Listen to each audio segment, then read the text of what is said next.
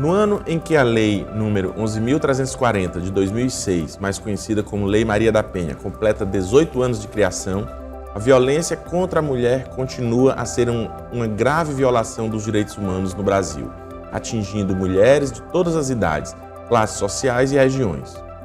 Dados do Anuário Brasileiro de Segurança Pública, publicado em julho deste ano, mostram que todos os registros de crimes com vítimas mulheres cresceram em 2023, na comparação com 2022.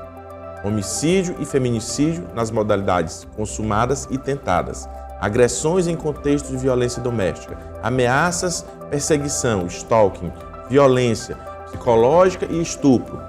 Somadas essas modalidades de violência, elas chegaram a 1.238.208 mulheres somente em 2023.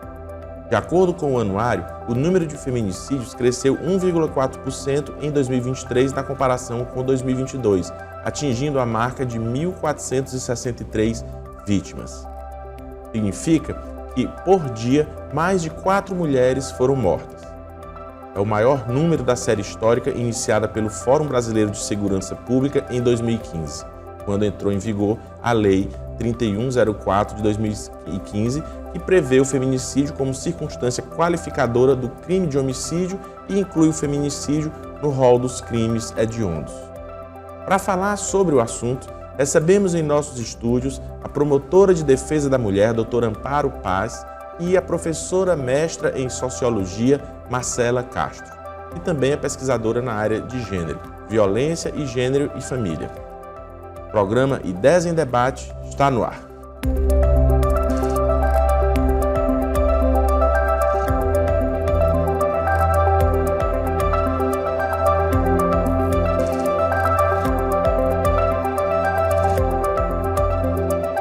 Bom, sejam bem-vindas aqui ao programa Ideias em Debate e vamos tratar de um tema que é muito atual e importante, infelizmente ainda, na realidade, de acordo com o que a gente já colocou. E eu queria iniciar falando, que a Lei Maria da Penha, ela completou agora, em agosto, 18 anos. E para vocês, quais são os principais avanços e os impactos sociais e culturais mais relevantes que a Lei Maria da Penha trouxe ao longo desses 18 anos e o que necessita ainda ser aprimorado para que possa garantir maior proteção às mulheres? Eu entendo, doutor Campelo, que a Lei Maria da Penha, esses 18 anos, o maior ganho, ela está sendo conhecida, é uma lei que todos conhecem, é uma lei hoje que, como se diz vulgarmente, ela pegou, todas as mulheres sabem que tem esse mecanismo de proteção à sua disposição e ela precisa hoje, principalmente, ser efetivada em todos os municípios, por exemplo, que nós vemos o quê? Na capital nós temos toda a rede já fomentamos, toda a rede já está estruturada na capital, por exemplo. Mas no interior ainda tem muito que se fazer.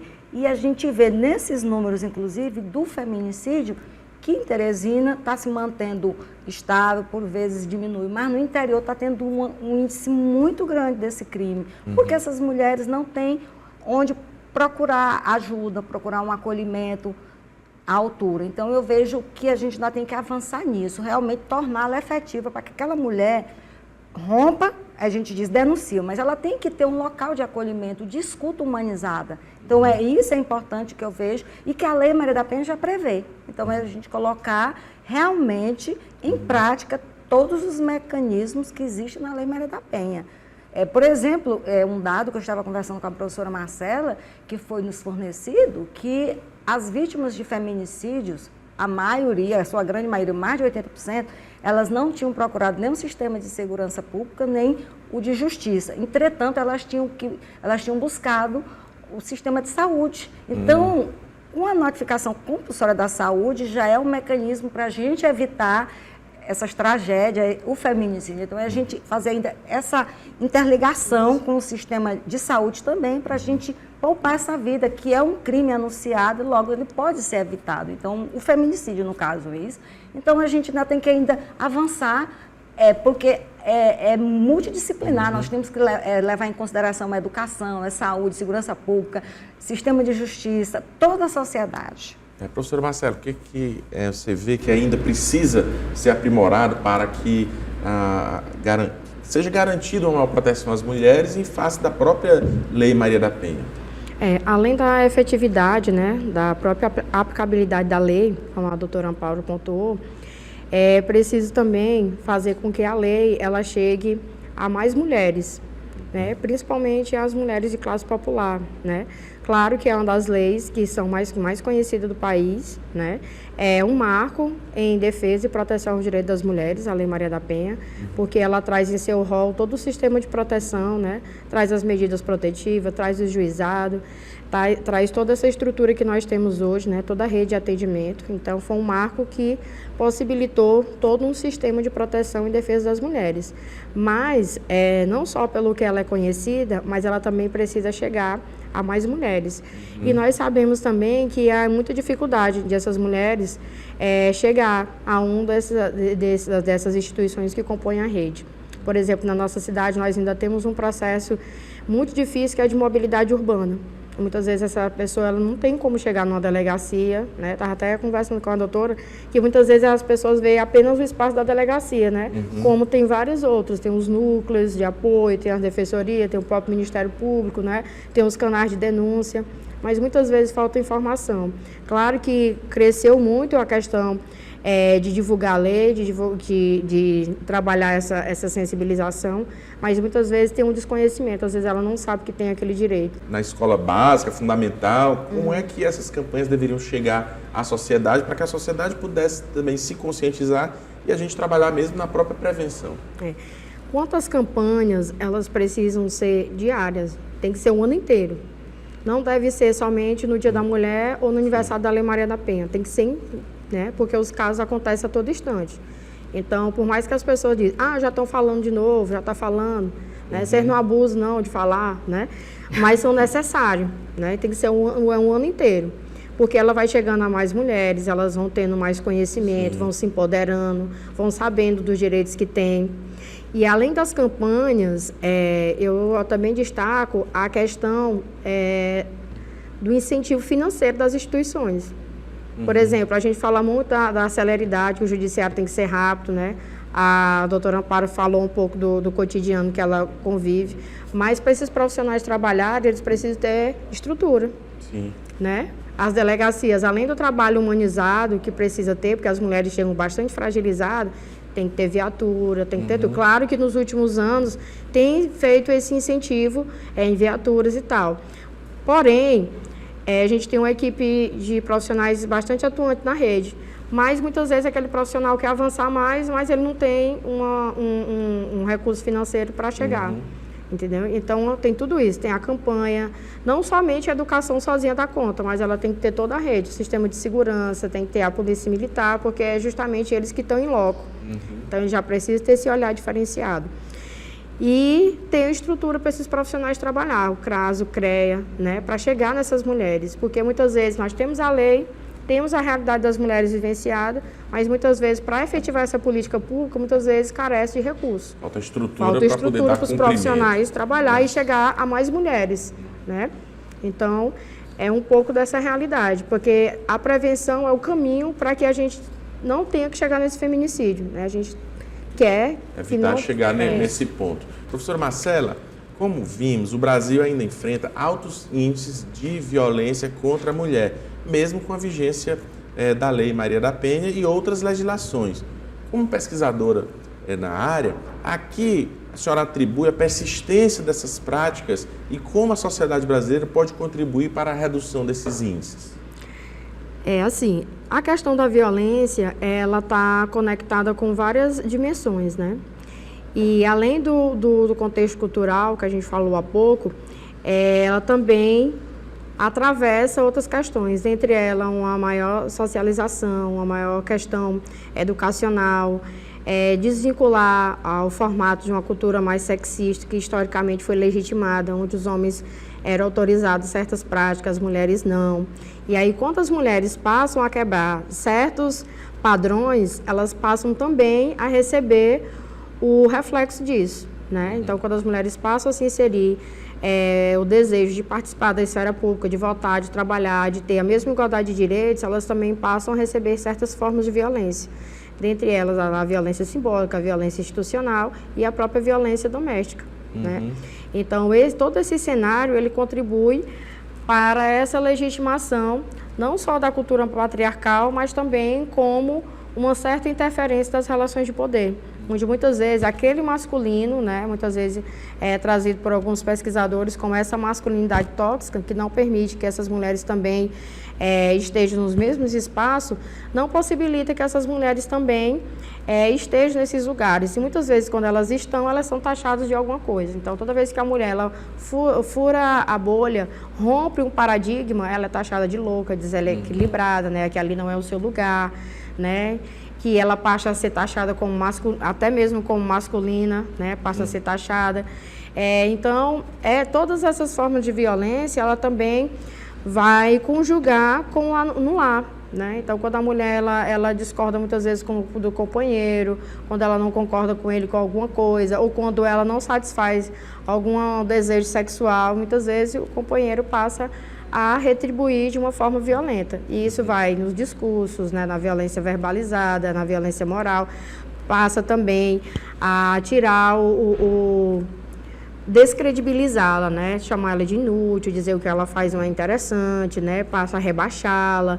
Então, tudo isso é uma forma também de afetar a violência psicológica. É interessante que na abertura do Congresso da ONU agora, recente, né? O presidente Lula, que fez a abertura, o Brasil sempre faz a abertura, e ele colocou algo que eu achei bem interessante, que foi falou da violência e da questão da mulher, dizendo que nunca teve um presidente da ONU mulher.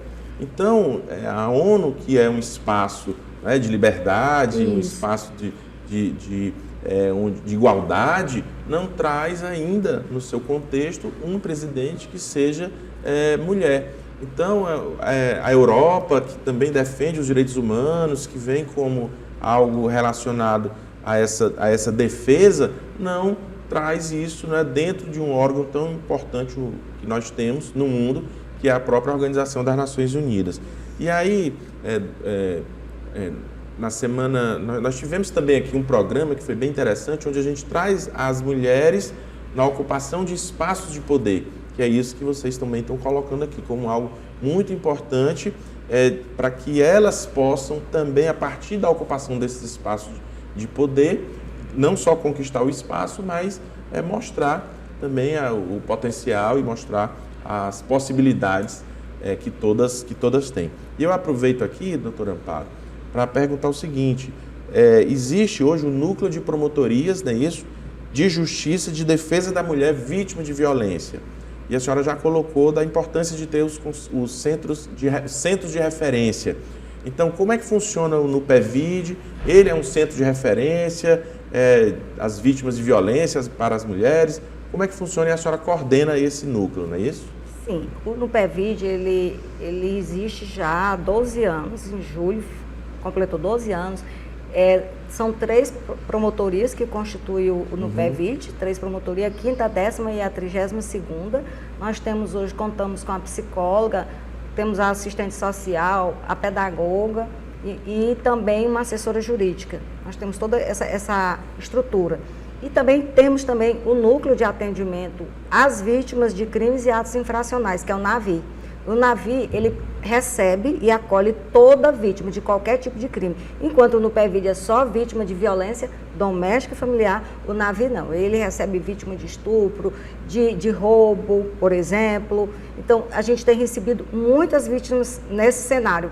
Por exemplo, as vítimas de importunação sexual, de assédio sexual, que não são vítimas de violência doméstica, a gente tem feito esse acolhimento no NAVI, preparando aquela vítima para o que ela pode realmente encontrar, o percurso que ela vai percorrer, que é um percurso difícil, vai para um sistema de segurança pública, muitas vezes na delegacia de polícia, da delegacia, depois vai para as audiências, vai esperar a sentença, por exemplo. Então, tudo isso nós trabalhamos com aquela vítima para ela saber o que a espera, para que ela não se sinta desestimulada nesse caminhar. Se for necessário, nós fazemos encaminhamento para a questão da saúde mental dela, para ela ter assistência psicológica, por exemplo. todo tipo de suporte a gente oferece a essa vítima nesse núcleo, enquanto os promotores trabalham, via de regra nós trabalhamos desde a denúncia, do inquérito policial, da denúncia, do processo, tudo. E a nossa equipe multidisciplinar fica mais nessa parte do acolhimento daquela vítima, sempre evitando não revitimizá-la, procurando de todas as maneiras não revitimizá-la. O que a gente pode resolver por telefone, nós resolvemos, para que aquela mulher não sofra mais violência, ainda que é o que já se pode já chamar de violência institucional também. Então, nós procuramos, inclusive, trabalhar com relação a isso, conscientizá-la para que ela não sofra nenhum tipo de violência, e principalmente a institucional, que é muito grave. E tem tido procura no PEVID, as mulheres têm buscado esse acolhimento desse órgão, e o que diferencia em relação às vítimas, no caso, vítimas de violência doméstica e as vítimas de violência, as mulheres, quando elas sofrem sofrem uma violência, mas não no ambiente familiar? Pronto, no PEVID é lotado, nós temos um alto índice de processos criminais de vítimas de violência doméstica. Enquanto no NAVI não é só para mulher, até para homem. O homem também. Nós temos o quê? Principalmente homem, nós temos tido bastante procura de meninos que sofrem abuso sexual, que se costuma dizer. Hoje, o próprio Ministério Público, através da Promotoria da Saúde, dialogando com a Prefeitura Municipal, com a Fundação Municipal de Saúde, tem lá no Hospital do Matadouro um espaço para os meninos, que os meninos não tinham espaço. Os meninos que sofriam violência sexual. Então, as meninas iam ao Sanvis, mas os meninos não tinham. Onde é que esses meninos ficavam? E esses meninos também sofriam. Então, o NAVI, ele recebe vítima de qualquer sexo, ou homem, ou mulher, ou trans, qualquer que seja. Então, o NAVI está amplo, e no PEVID só violência doméstica. Então, nós temos observado a nossa procura maior hoje no NAVI, vítimas de estupro de vulnerável, por exemplo. Nós temos, e também vítimas de importunação sexual e assédio sexual. Esses 3 tipos de violência que nós temos sido procuradas hoje no NAVI. Bom, voltando aqui ao contexto que a gente estava falando, mas agora sobre o nosso estado, né? Os dados do Anuário Brasileiro de Segurança Pública mostram que o Piauí também enfrenta um cenário alarmante de violência contra a mulher. Em 2023, Teresina registrou 37% dos casos de violência contra a mulher nas delegacias especializadas, com 3.635 ocorrências. E também houve um aumento de 17,84% nas denúncias, com 11.836 casos registrados até setembro de 2023. E aí eu pergunto, o que esses dados dizem sobre o nosso Estado e especialmente sobre as políticas públicas de enfrentamento a esse tipo de violência? Vejam que temos aí apenas da capital, mas tem outros municípios, né, onde a realidade pode ser ainda pior e o acesso à justiça e à proteção é mais escasso, conforme até a promotora colocou aqui no início do programa. O que esses dados, que realidade esses dados mostram para nós? Esses dados, eles demonstram um panorama desse cenário, né? Porque se a gente for mais a fundo, tem a questão da subnotificação, né? Que é uma realidade também que a gente não pode deixar de se preocupar, né? A gente tem-se em mente que as mulheres, no geral, elas passaram a denunciar mais, a cobrar mais a justiça do Estado, passaram a se encorajar mais, passaram a buscar o poder público, mas, em compensação, a questão dos feminicídios, infelizmente, tem se aumentado, né? Por N razões, né? A gente pode estar citando uma certa fragilidade, né? Dentro desse, uma certa, vamos se dizer, uma certa fragilidade, entre aspas, da própria justiça, em que o agressor ele pode ter uma certa liberdade, entre aspas, né? Ele pode, muitas vezes, mostrar que, muitas vezes, aquela mulher não tem um apoio familiar, não tem um apoio de alguém, muitas vezes ela não tem para quem recorrer, muitas vezes ela se torna cada vez mais vulnerável, dependente desse agressor, né?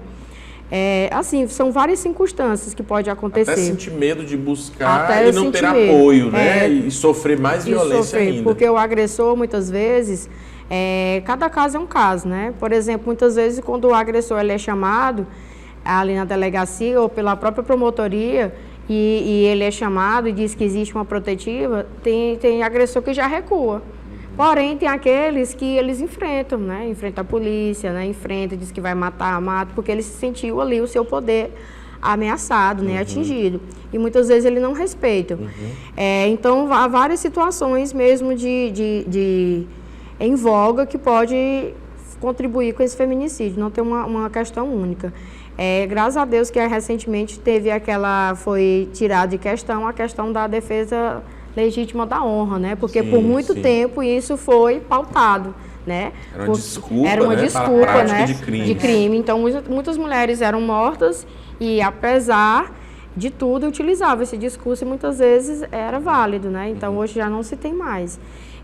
Então, a gente tem assim, muitas mulheres mortas por a questão mesmo de outras questões que a gente não pode esquecer, que muitas mulheres são vistas de uma forma bastante objetificada.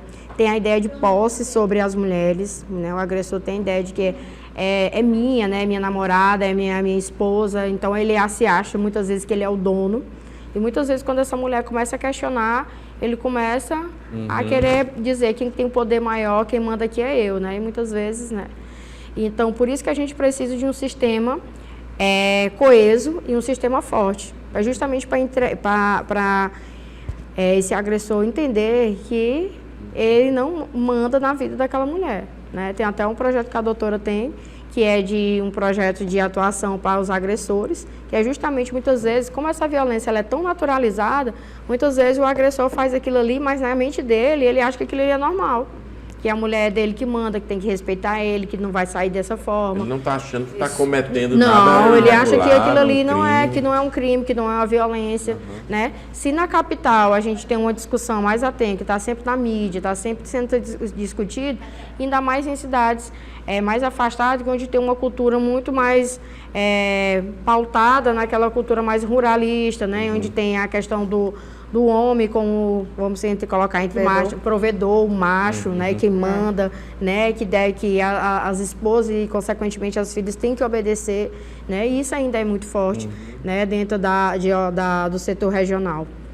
Doutora, como é que a senhora vê isso que ocorre, essa relação no interior, não só aqui na capital, né? A senhora que também já trabalhou muito no interior do estado, como é essa realidade, as dificuldades que as mulheres enfrentam nesse contexto, nessas regiões?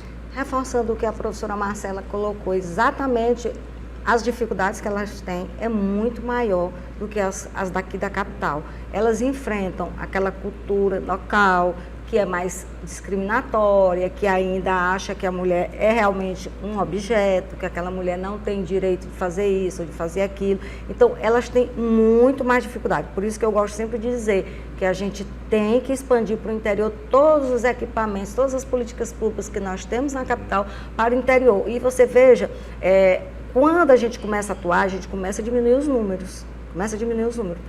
E não naturalizar a violência. Nenhum tipo de violência. Não podemos naturalizar, não podemos, em circunstância nenhuma, achar que é normal. Como a professora Marcela fala, legítima defesa da honra.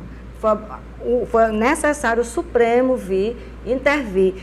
A mesma coisa quando aconteceu a questão da Mariana Ferrer. Teve alteração também, a vítima durante as audiências tem que ser respeitada. Então, muitas vezes aquelas vítimas, elas passam por aquelas dificuldades e faz com que elas não procurem ajuda. Eu gosto sempre de dizer ajuda, porque a denúncia dá a impressão de delegacia e muitas vezes ela precisa de um apoio para prosseguir, para sair daquela situação.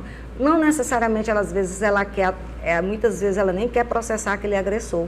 A professora Marcela colocou, nós temos lá no Ministério Público um projeto, o nome dele é Reeducar, que nós vamos trabalhar durante 10 meses com aqueles homens, através de medida protetiva, frequência obrigatória, e nós trabalhamos várias temáticas durante esses 10 meses, inclusive linguagem não violenta, a questão da Lei Maria da Penha. Temos a oficina de pais e filhos, que é ministrada por uma parceira, que é a Defensoria Pública. É o único grupo reflexivo de homens no Brasil que nós temos a oficina de pais e filhos, que nós chamamos esse homem para a realidade. Você se separou, mas você continua sendo pai. Você tem a responsabilidade material e afetiva com aquela criança, não é isso? Então, a gente já presenciou homens chorando, se emocionando, porque estavam desconectados daquela paternidade responsável de ser pai. Então, nós trazemos tudo isso hoje e a gente vê que, como você colocou, o cenário é preocupante, mas nós temos esperança desse trabalho, daquele trabalho de cada um fazendo, mas em rede. Sim. É importante esse trabalho em rede. Nós aqui em Teresina, eu costumo dizer, Teresina, a rede é bem forte. A gente resolve coisas rapidíssimo, até de outros estados. Quando eu menos espero, eu recebo mensagem, aí eu gosto de brincar. Vocês estão achando pouco que nós temos aqui, porque até dos outros estados, o pessoal da rede aqui é preocupado. Até quando existe em outros estados, é para ajudar, é para colaborar. E aí também colocamos também o nosso núcleo de atendimento às vítimas, que nós, inclusive, somos o ponto daquele tipo de vítima e testemunha de crimes que tem que sair do Estado, que corre risco.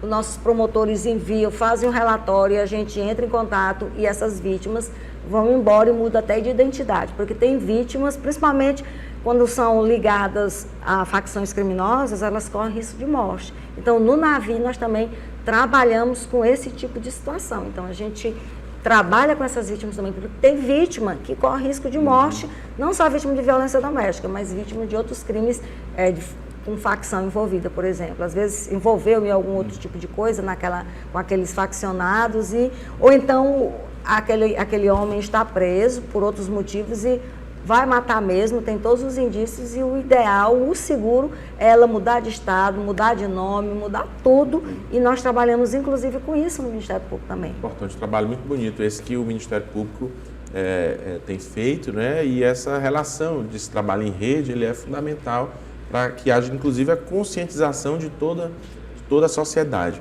Mas um outro ponto que eu queria tratar diz respeito à questão das mulheres de diferentes classes sociais.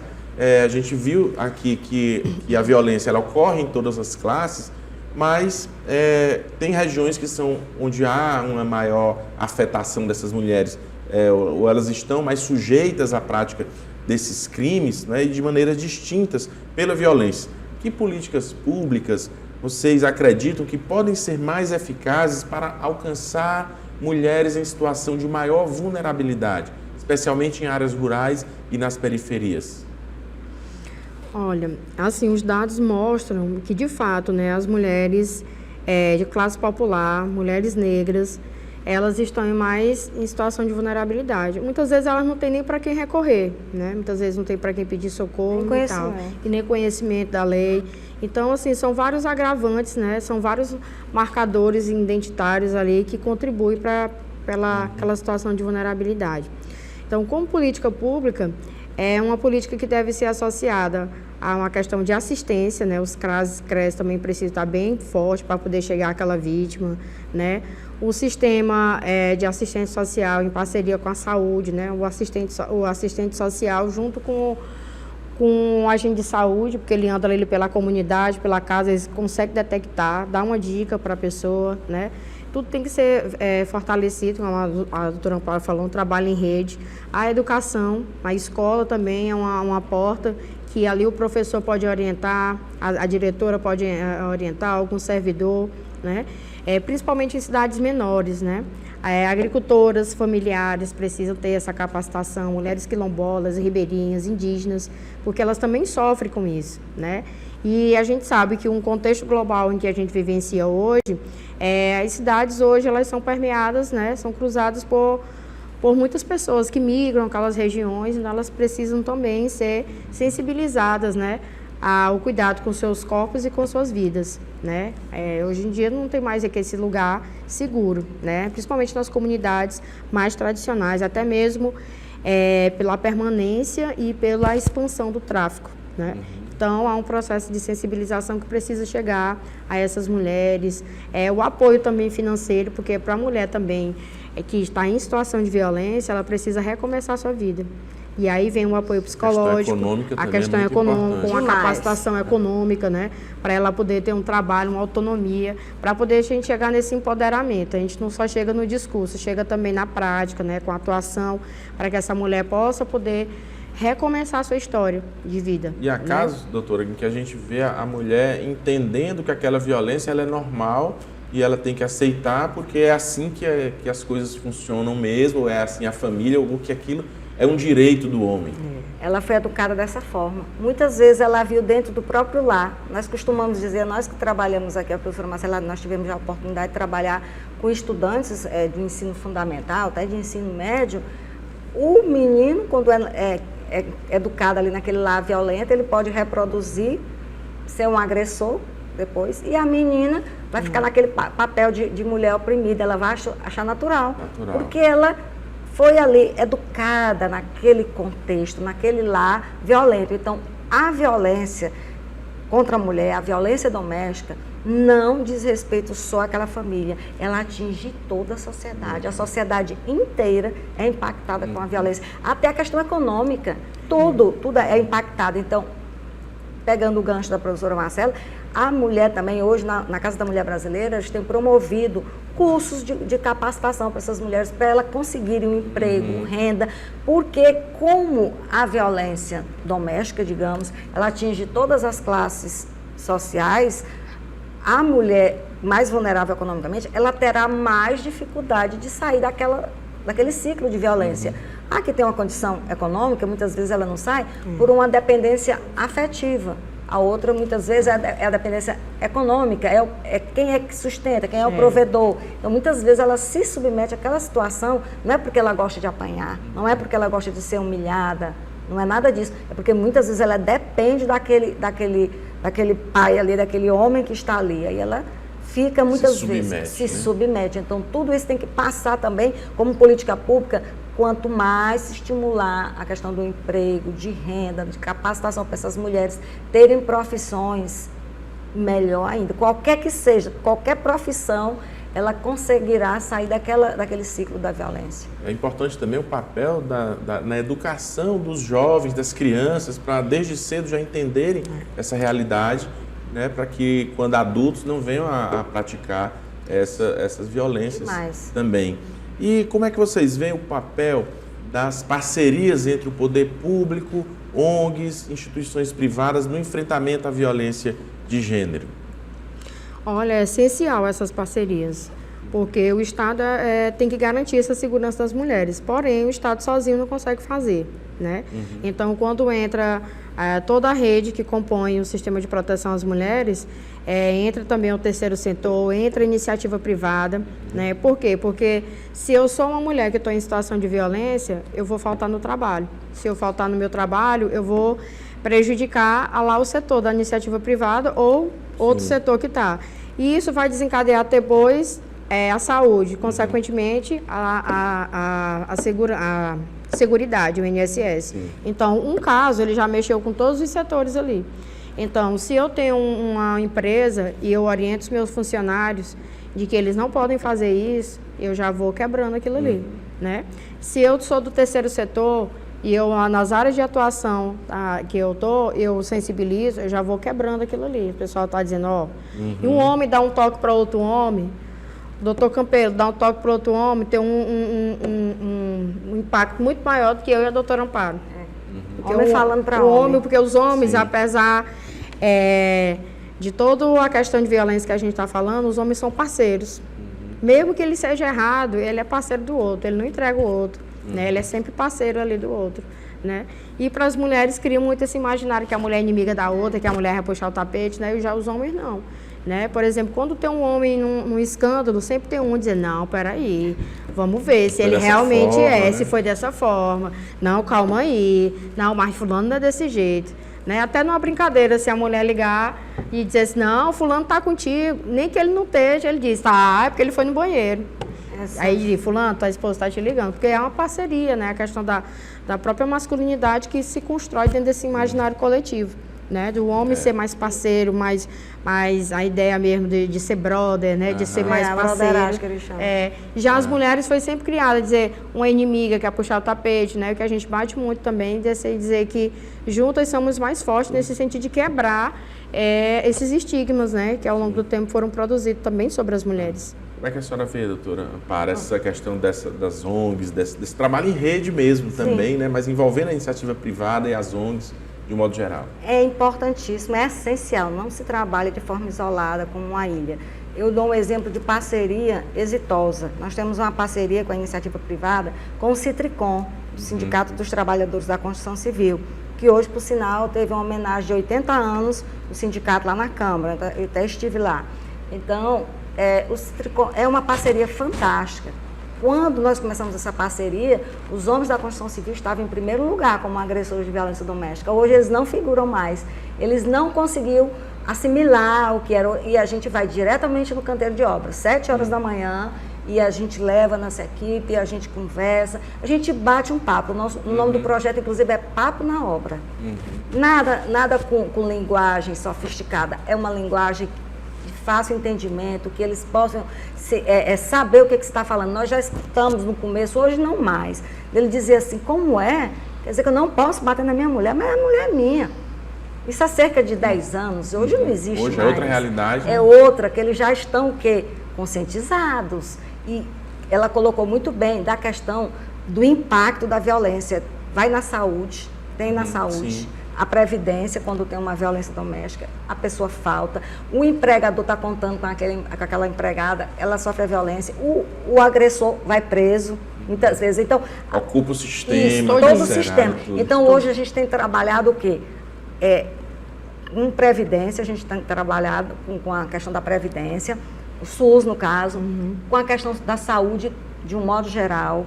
Em todos os setores a gente tem trabalhado, porque a violência doméstica, ela repercute para além daquela situação ali entre aquele homem e aquela mulher. Ela atinge toda a sociedade, inclusive causa prejuízos econômicos. As pessoas nem param para pensar o quanto que tem de prejuízo econômico a violência doméstica.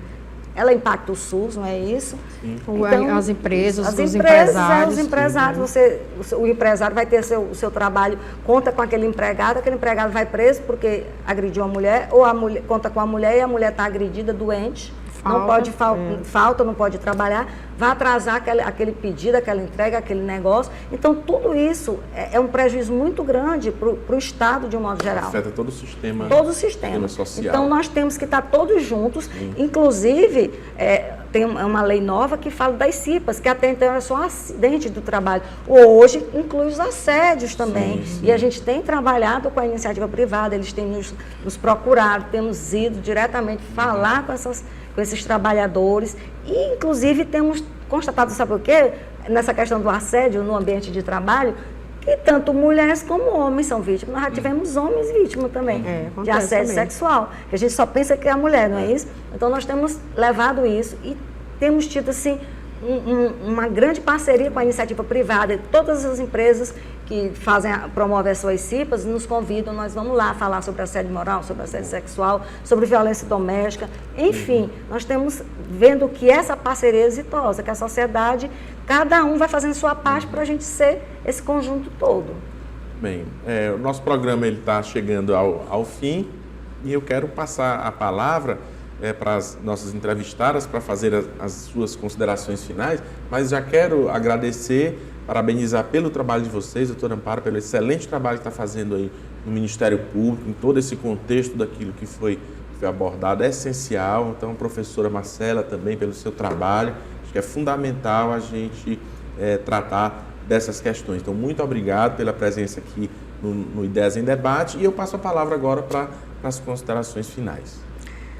Eu agradeço o espaço, o convite, em estar contribuindo com o tema, com o debate, e dizer para as mulheres que estão em situação de violência que não utilizem esse silêncio como um refúgio, que procure ajuda, seja a ajuda de alguém ou de uma das instituições faladas por nós, e também que a sociedade também passe a não julgar essas mulheres em situação. Muitas vezes essa mulher também ela está numa situação de violência e acaba se tornando, a vítima acaba se tornando a culpada. É preciso também que a sociedade tenha essa sensibilidade de olhar. E cada caso é um caso, E obrigada. Doutora Amparo. Pois bem, eu agradeço a oportunidade de nós estarmos aqui contribuindo, levando à sociedade o nosso trabalho, que nós somos o que? Ministério Público, é da sociedade realmente, e nós buscamos a cada dia melhorar o nosso trabalho junto à sociedade, realmente estamos à disposição da sociedade, tanto no NAVI como no PEVID, que abarca todas as vítimas, o NAVI e o NUPEVID, a violência contra a mulher. Então, nos colocarmos sempre à disposição, que estamos lá para toda e qualquer dúvida, para toda mulher que se sentir em situação de violência. Muitas vezes ela não quer, como colocou a professora Marcela, denunciar, não quer ir numa delegacia, mas ela pode nos procurar, pode procurar o NUPEVID, pode procurar o centro de referência para levar a sua demanda. Ou seja, estamos à disposição que elas não fiquem em silêncio. Não necessariamente ela precisa ir na delegacia, não é isso. Mas que ela rompa, que ela conte para alguém, que ela procure a ajuda da saúde, por exemplo, porque a saúde mental vai estar prejudicada quando ela sofre violência, ela vai ter a sua saúde mental afetada. Enfim, que ela não fique em silêncio, que ela busque sempre ajuda, que ela não vai estar sozinha. Bom, agradecemos aqui as nossas convidadas e também a sua audiência em casa. E convidamos você a participar da nossa produção através das redes sociais, @Sistema o Dia e do WhatsApp, 86999112111.